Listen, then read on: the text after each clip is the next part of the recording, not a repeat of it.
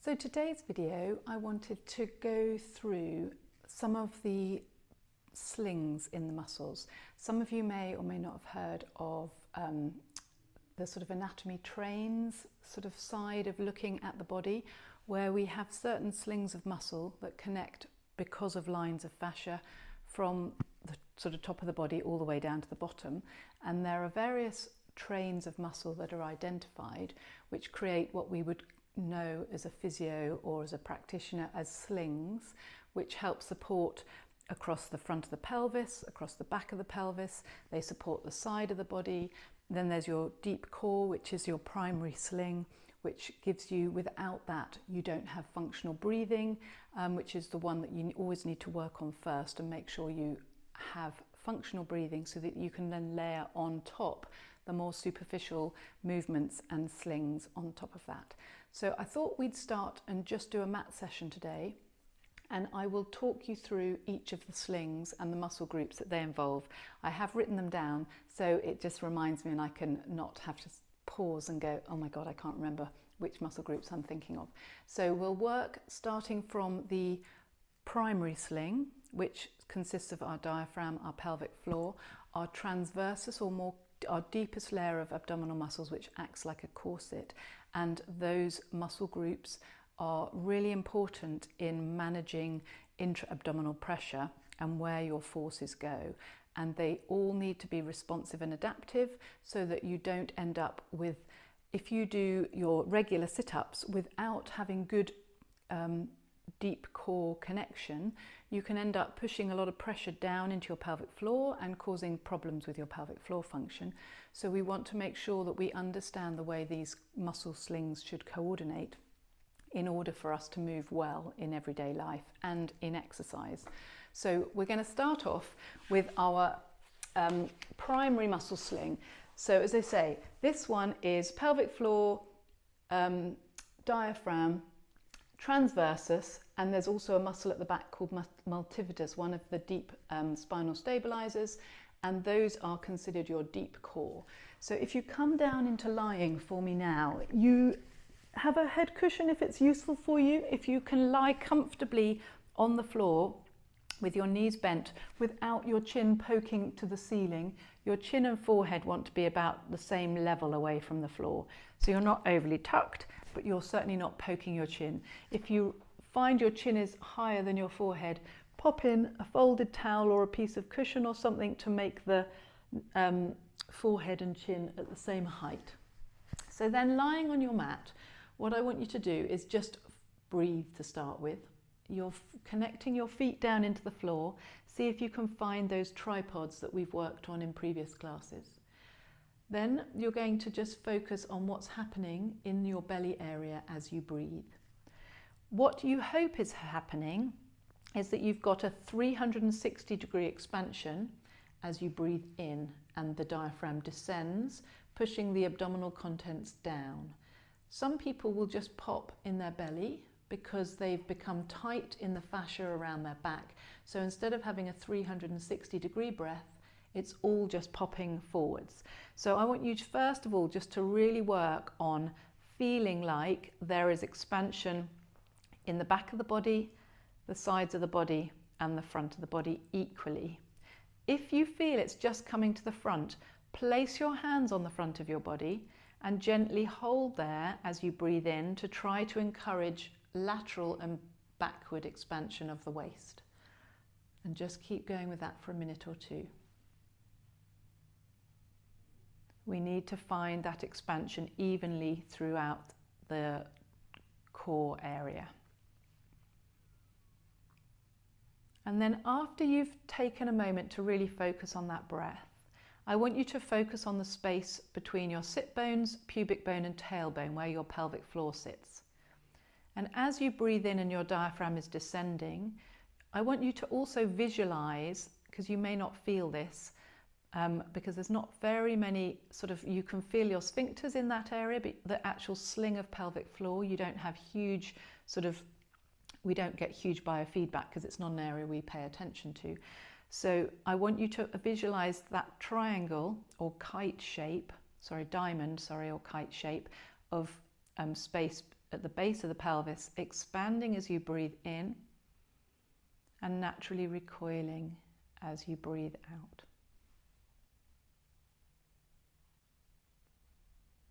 And that's your body managing pressure. The diaphragm is contracting and lowering as you breathe in, so the pelvic floor reciprocally opens and relaxes to create a bit more space in the bottom of the pelvis, and the waist expands in all those directions.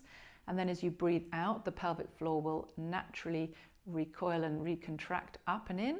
The waist will naturally sort of bounce back in, and the diaphragm will relax back up into the rib cage. And often when people start focusing on this, they have no awareness of what's going on in their body. So you have to visualize it through a way of trying to imagine you can see those muscles, and then slowly you'll start to get more and more connectivity with them, until you get to a point where I now can feel those areas expanding and contracting, but that's taken a number of years of really focused work. So then I want you to add a little bit of recruitment. So you're going to breathe in and soften all those spaces as everything expands laterally. And then as you breathe out, I want you to gather up your pelvic floor sling, sit bone to sit bone, pubic bone to tailbone. So you're trying to gather in, almost make that diamond shape at the base of your pelvis smaller, close it in. And at the same time, I want you to imagine your waist is gently wrapping in all the way round. I do not want you to do this by flattening your back into the floor. That's not going to help activate that transversus muscle. So it's really important that you keep your spine in neutral. Your lower back should just be gently off the floor. You might have space for a little strawberry sat behind your lumbar spine. So that as you breathe out and gather up the pelvic floor, you can also gather in the waist. You're not gripping or clenching, you're just imagining everything tightening and drawing in towards your midline, and then your midline is drawing towards your spine. So you're just wrapping that whole center area. Then you're going to breathe in and soften it all. And as you breathe out, you're gathering up that pelvic floor space and having a gentle wrapping. If you're getting a sudden gripping, the chances are that's your internal or external obliques and not your transversus. Your transversus is a slow burn, gentle postural muscle. It's not going to kick in and grab. If it's kicking in and grabbing, it's the superficial muscles which we are not wanting to activate in this exercise. So it wants to be gentle and slow. And the emphasis is on protecting your pelvic floor on the exhale, so you gather that up. And then you do that before you then gather the waist in, so that the pressure management is going back up and out, pushing the air out of your body, rather than you ending up pushing down. Because then what you can do to this, and we're going to do an abdominal prep, which is not one of the basic core exercises, but this is about pressure management. When you then layer on your abdominal exercises, whatever you choose to do, whether you're doing sit-ups or crunches or whatever, if you're not aware of this basic primary muscle sling system that we've just been working, you can just work the superficial muscles with a sit-up, and all that's happening is you're bearing all the abdominal pressure down into your pelvic floor, and that's not sustainable as you get older and your elasticated ligaments sort of lose their elasticity and everything becomes a little bit sort of stiffer and less flexible. You need to have those coordinated muscle activities. So what I want you to practice now, you can place your hands behind your head, reach your elbows up to the ceiling, and you're just going to lift your elbows towards the ceiling so that you're taking the weight of your head in your hands, and then relax your head into the sling of your hands, reaching your elbows to the sky. Your head is only just off the floor, but you're ready to do an abdominal prep as I talk you through it. Taking a breath in, letting your waist expand in 360 degrees and your pelvic floor expand. Then as you exhale, gather up the pelvic floor area, gather in the waist, and then keep exhaling and draw the rib cage towards your pelvis. And then breathe in and release everything down. As you start to exhale, first pelvic floor, then wrap the waist, and then add on the superficial muscles as you pull your ribs towards your pelvis, and then breathing in to soften everywhere. Breathing out, pelvic floor, wrap, and then add the obliques and the rectus. and then breathing in. And breathing out, prime the pelvic floor, prime the transversus, and then do the mobilizing muscles. There's going to be a lot of rectus in this one because that is the trunk flexor, but you're checking in on the pelvic floor, checking in on the deep core before you add that rectus on top.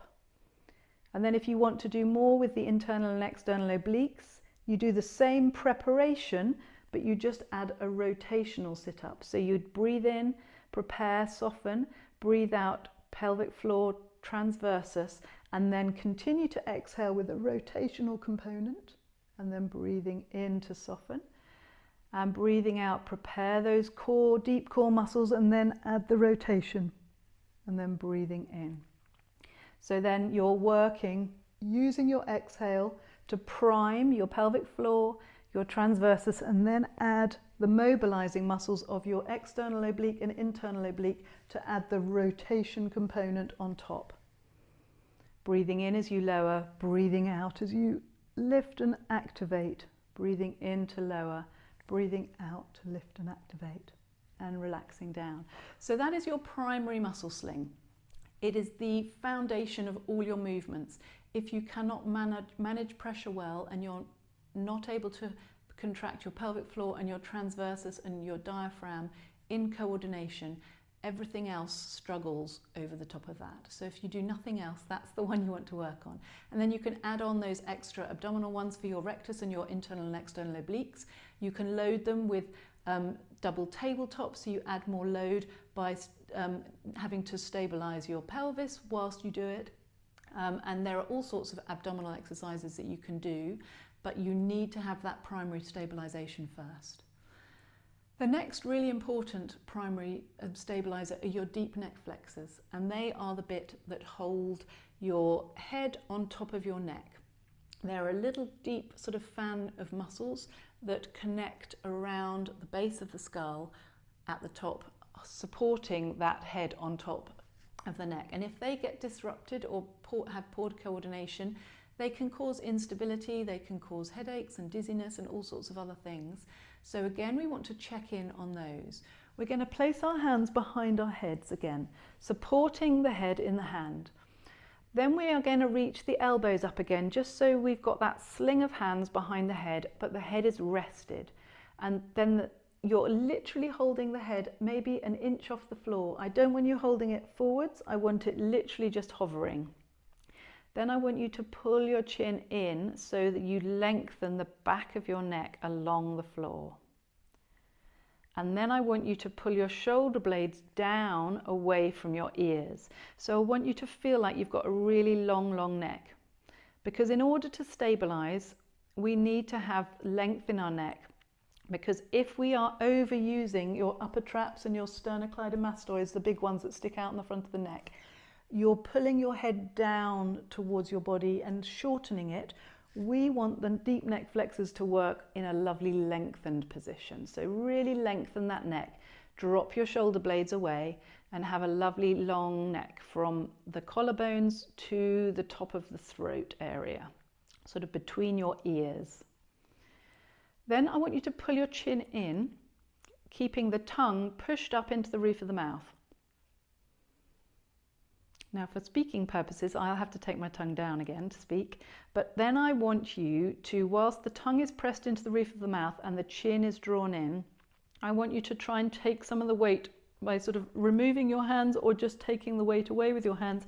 Can you keep your chin in, tongue in the roof of your mouth, and feel the work deep behind your throat at the top of your neck? And then you can either reconnect your hands to take the weight, or if you feel strong there, you can then keep the chin in as you lower the head back down to the floor, keep the chin in the whole time. There is a risk in this movement that your chin wants to poke forwards. That will be if your sternocleidomastoids are overworking, they'll want to control this movement, and they will shorten where you're just below your ear towards your collarbone, and they will tend to encourage your chin to want to poke forwards. So in order to avoid that, the really sort of focus exercise is to keep the chin really deep into your throat and the tongue in the roof of your mouth. So we're just going to do a few of these. Hands behind your head. Really focus on hovering that head with the support of your hands and making the neck long. Draw your chin in and draw your shoulder blades down. And once you've got that, tongue in the roof of the mouth, chin tucked in, so the back of the neck is long. And then you can release your hands a little bit, taking the weight of your head. There should be no pain. If you've got shaking, it's because these muscles are weak. So that's okay, but just limit how much you ask it to do. But there should be no pain, no dizziness, any symptoms like that. You don't want to do this exercise. And yeah, just be gentle and kind to yourself. And if you can hold it there, keeping the chin in, tongue in the roof of the mouth, and then lower down. If that is fine, you can progress. If not, keep practicing being able to just hold the weight of your head up in that position. It's a lot of load against gravity. If those muscles are weak, you will feel it feels really difficult, and therefore just go very gently and slowly. It's a really important group of muscles to keep strong, but you want to be very careful when you're doing it.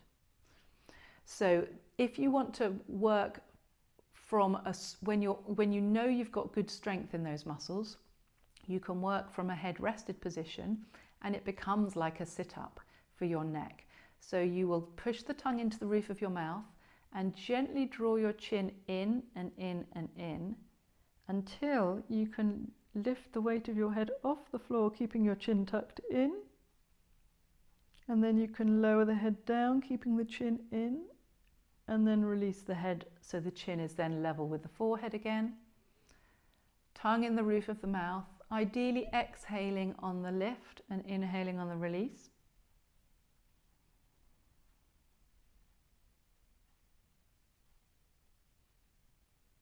And it wants to be a slow, steady movement.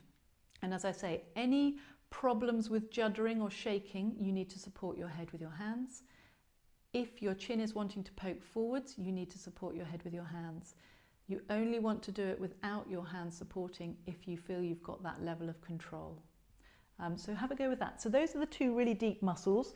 So then we are going to come on to the posterior oblique sling, which I will just check with you, is your glute max, your tensor fasciae lata, and your latissimus dorsi. Those groups of muscles work across the back of the body and the back of the pelvis to create what we call force closure across your sacroiliac joints. So they effectively stabilize your sacroiliac joints, and they help transfer forces from the upper body to the lower body. So the best exercise for that group of muscles, so the next group of muscles for you to check, is a shoulder bridge. Most of you, if you've followed along with me, will be familiar with a shoulder bridge. Feet towards your bottom, so your ankles are almost underneath your knees. Arms rested down. We are going to do a non-articulated shoulder bridge for this because we're wanting to do it predominantly for glutes and lats. So you're going to press your hands down into the floor, and you're going to go from a hip flexion position, which I'm in here, and we're going to lead with the pubic bone. So between your legs where your pubic bone is, that's the point at which you're leading the movement up. And you're just finding your tripod feet, push into your feet and push into your arms, and just lift your pubic bone to the ceiling. We're not pushing into our backs. We are literally just pushing into our feet, feeling our glutes. We're pushing into our arms, which help activate the lats on the back. And you will have your tensor fasciae lata will also be working to stabilize your legs here. If your legs start drifting apart, put a cushion in to help keep them lined, but you really want to work on keeping that lovely alignment, pushing into my hands, and then I'm just going to fold at the hips, so drop the pubic bone back down between my legs, find my feet, push into my feet, push my pubic bone to the sky. If you have tight thighs or hip flexors, you might feel it in the fronts there. Dropping down, folding at the hips, pushing straight to the ceiling with your pubic bone. And breathing in to come down, and breathing out to go up. So you're not arching your back. I'm keeping my back really like an ironing board, and I'm just working through the arms into the floor and the feet into the floor to make my glutes fire and my lats fire across down through the back of my body. Now, if you wanted to increase the load, if this feels really easy for you, I'm now shifting my weight into my right leg, and I'm going to lift my left leg up. Keep pushing with my hands, lowering that one down. Find that left leg and lift up the right leg. Now, only do this if your pubic bone doesn't collapse. If you feel you collapse like that to do that exercise, it's not giving you any benefit. You're keeping your pubic bone high, and then you'll lift one leg, place it down. The hips are staying level and even. Then you're not dropping on one side. You're not collapsing. My pubic bone is imagining that it's got a piece of string to the ceiling, and you're just bringing your knee up over your hip and lowering it back down. And that's replicating the gait patterning as you're walking. And then you're going to just roll back down. So that is your deep posterior, no, it's not your deep, yes it is your, no, it's just your posterior oblique sling. So we've done our primary sling in our core, we've done our deep neck flexors, which are important for stabilizing our head on our neck. And then we've done this posterior oblique sling, and now we're going to do the anterior oblique sling, which comes across and stabilizes the pubic symphysis at the front of the pelvis. So that last one helps stabilize across the sacroiliac joints at the back. This one helps stabilize across the pubic symphysis at the front. And this involves the external obliques and the adductors, and it creates a stabilization in the diagonals across the fronts of the pelvis. So for this one, most of you have done scissors before. Excuse my throat making some funny noises, if you can hear that on the microphone. We're coming into lying on our back, knees bent. You're going to take a breath, and as you breathe out, you're going to activate your primary sling that we did at the beginning and float one leg into the tabletop position. You're going to take another breath in, and as you breathe out, you're going to activate that primary sling and bring the second leg up. Then here, you take a breath. As you breathe out, activate your primary sling first, and then you're going to tap the toe, and it's going to add the load across your oblique sling from your external oblique into your adductor, and then breathe in to bring the leg up. Breathe out to take the other side down, opposite oblique across to the adductor. So you're controlling the muscles working across your pubic symphysis. You're keeping your pelvis really stable, you're not rocking. I'm trying to keep my knee angle about the same for me because I'm comfortable doing that. If this feels like a lot of load, you can bend your knee more and drop it closer to your bottom, because that will take the load off if it's feeling difficult. If it's feeling easy, you can tap the toe further away, and that will increase the load across those diagonals. The important thing is if you tap further away, your lower back does not want to come further away from the mat as you reach that leg away. If you're collapsing into an increased arch in your back, you haven't got enough anterior support here to manage that load. So you're just observing and contrasting. If you feel it's really easy, the additional level is to then bring on an extra load with the head and neck and do it with the head up. And that increases the load on those obliques and the other abdominal muscles. Try to activate the pelvic floor and deep core just as you start to exhale before you add the movement. So you're really working on that timing and priming of your deep core. And then release down, bring your knees in and just circle those hips off. Sometimes, depending on how strong you are in your hip flexors, sometimes when your core is a little bit weak and your hip flexors are used to being dominant, you might find quite a lot of hip flexor activity at the fronts of the hips. That will happen, and the stronger your core, the less you'll feel the strain on your hip flexors. So hopefully if you feel overwork in there, it will improve with time. So that was the posterior and then the anterior oblique slings. And then we are going to do the deep longitudinal sling, which works down the back of the body, through erector spinae, down the spine and into your hamstring. This is about timing through those back muscles. So it's erector spinae, glutes and hamstrings. I'm going to lie on my tummy and we're going to do one leg kicks. The reason this is important, I'll explain the movement, is we're going to kick the heel 3 times towards the bottom just to loosen up and open up the thigh and activate the hamstring. Then we're going to try and keep the knee as bent as possible whilst we peel the thigh away from the floor. The action of that, because the knee is bent, we're trying to take the hamstring out of the lift, and that encourages the glute to do the lift. And we want to make sure we're trying to stabilise with our primary sling again, so that we're not overworking in the lower back and dumping into the bottom of the lumbar spine. We're keeping that pelvis nice and strong. Then the next part of the movement is to straighten that leg whilst it stays lifted, and that is checking whether you can keep your glute holding the leg into extension whilst the hamstring lets go and allows the leg to straighten again. And so it's looking at the coordination of the hamstring, glute and lower back in those extension moments when often there's problems in patterning through everyday life because we spend a lot of time sitting and the glute maybe doesn't show up and the hamstring therefore finds it hard to bend the knee, lift the leg and then straighten again because the glute isn't showing up. So I'm going to pop onto my tummy. For this one I am going to use a small head cushion under my forehead just to stop my nose squashing into the floor. But you can put your hands under your forehead, is also fine, whichever you like to do. So here, hopefully the microphone can still not make too many noises if it scratches onto the floor. I'm going to kick this leg 3 times, 1, 2, 3. I'm going to keep it bent as far as I can whilst I peel the thigh off the floor.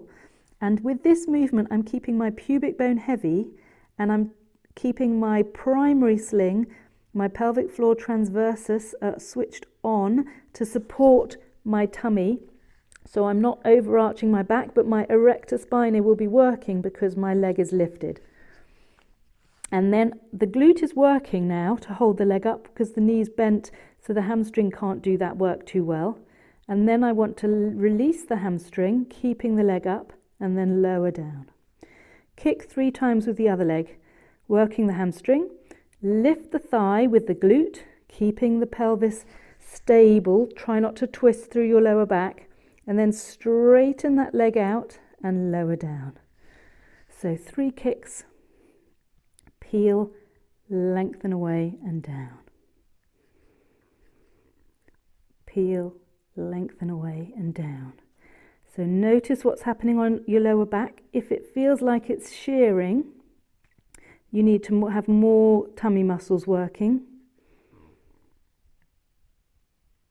And if you feel that what can happen is when you peel the leg, you might want to release the knee because the hamstring wants to do it. Try and really keep that knee bent as much as you can before you straighten it.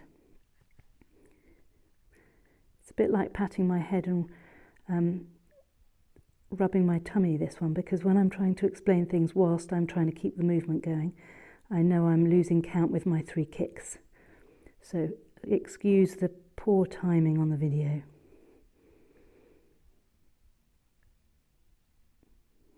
And what should happen is once your brain gets used to the patterning, you should find it easier. But it's really working those 3 strong muscle groups down the back line of the body and making sure they can coordinate well together without causing any back pain or problems with hamstrings taking on the glutes job and confusing the lower back. So that's the deep longitudinal sling. We're then going to do the lateral sling. Most of you will have done a clam before. That is working that lateral sling, which is your glute med, glute min, tens fasciae lata. And also the opposite adductor, which is stabilizing.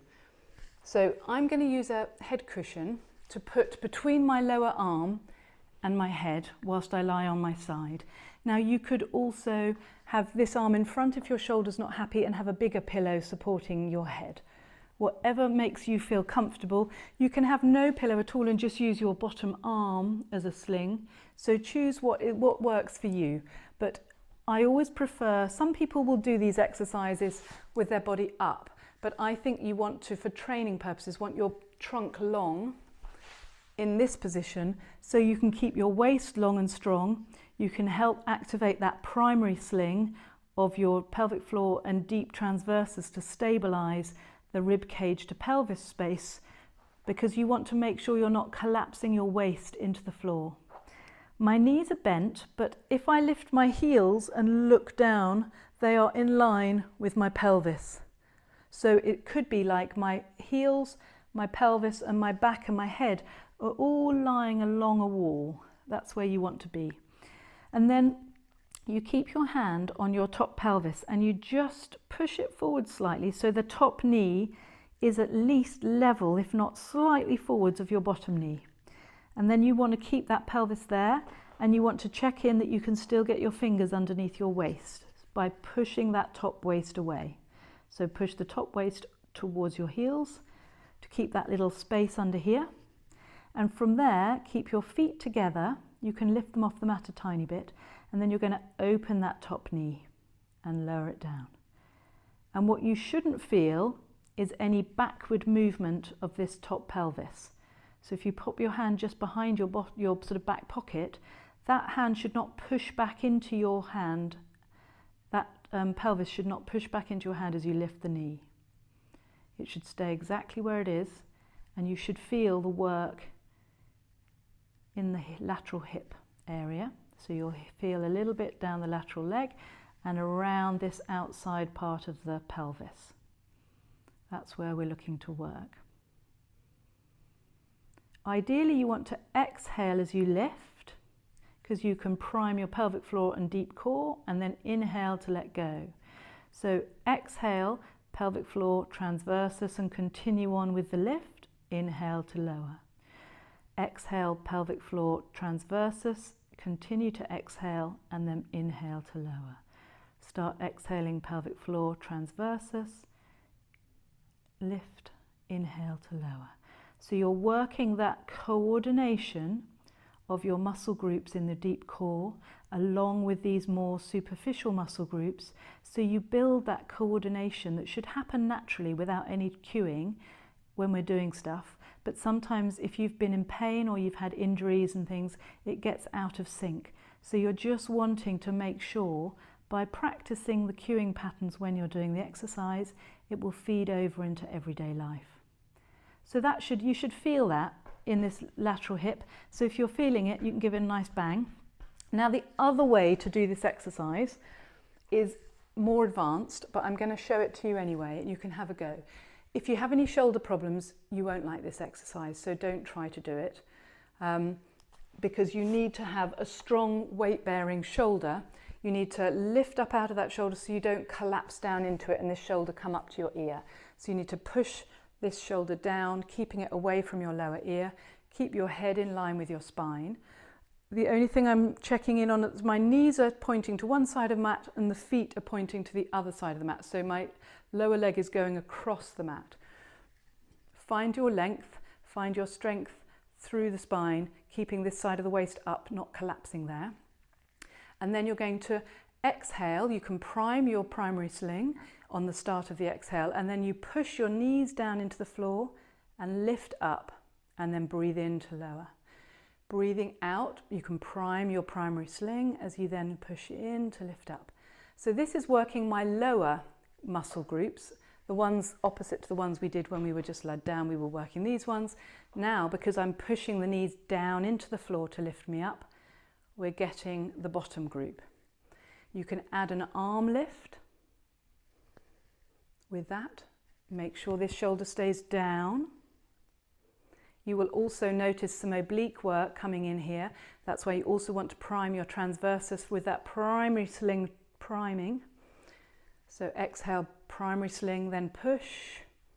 Inhale to down. Exhale, primary sling, push. Inhale to down. And then I'm just going to swing my head to the other side, put my hair back up because it's all falling out, and we're going to do exactly the same on the other side. So if you had a cushion, do exactly the same. I've got the cushion between my arm and my head, and I've got my knees bent, and if I lift up my ankles, I can imagine my feet are against the wall, my pelvis is against the wall, the back and my head is against the wall. Top pelvis, just push it forward slightly so the top knee is at least as far forward as the bottom, if not a tiny bit, a centimetre or so further forwards. Make sure that stays there. Then push that top hip towards your feet to make sure you find your gap underneath your waist, and then stabilise there. Lift your feet a tiny bit without collapsing here, and then exhale, primary core, primary sling, and then lift, and then inhale to lower. So find that pelvic floor and transversus before you lift, because it helps stabilise this midsection, which gives you a stable base on which to work your hip abductors. Breathing out and breathing in. Checking on, if you put your hand just behind your hip, make sure that hip is not pushing backwards into your hand as you lift. So you're just really checking in on the alignments, because we want optimal alignment when we're training our muscle groups, so that we can have sort of good basic functions which can then translate into easier everyday movement. So you just do a few more on this side, because you want you to really feel it in that hip. Sometimes you might feel it. When I started doing my lateral hips were really weak, because I rode a lot when I was young, so my adductors on the inside were really strong. These ones were useless, so I used to find this really hard, this exercise, and my leg would shake and I'd get that burning in that back of that hip joint. So if you're getting any of those symptoms, go gently, but that is just those muscles are not used to working and taking on that load. So you just need to build that stamina up, and it's better to just do 5 reps very accurately and very slowly, and then build up gently over time. So this one, knees on one side of the mat, ankles on the other, so the lower leg is crossing. Elbow under shoulder, push that shoulder away. Have your head in line with your spine. Your bottom waist is active, so you're not sagging down. I don't want you no sagging. I want you to have it lifted up and away. You're going to take a breath in, then you're going to start to exhale, prime your primary sling before you then lift. Breathing in to lower, breathing out, breathing in, breathing out, breathing in. You're pushing the lower legs into the floor to activate the lateral sling as you lift and lower. And you can add an arm lift and lower, breathing out, breathing in.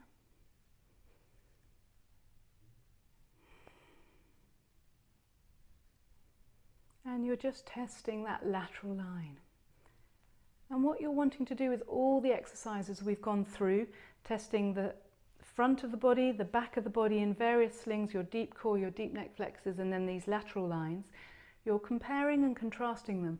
Which ones feel difficult? Which ones feel quite easy? The ones that feel quite easy probably mean you use those muscle groups and you're quite good in that area. The ones that you feel difficult, they're the ones you need to take time to work on to try to get more balance through your body. There's one more muscle group I want to pay attention to, which will go onto our tummies, and it's basically a breaststroke prep exercise lying on your tummy.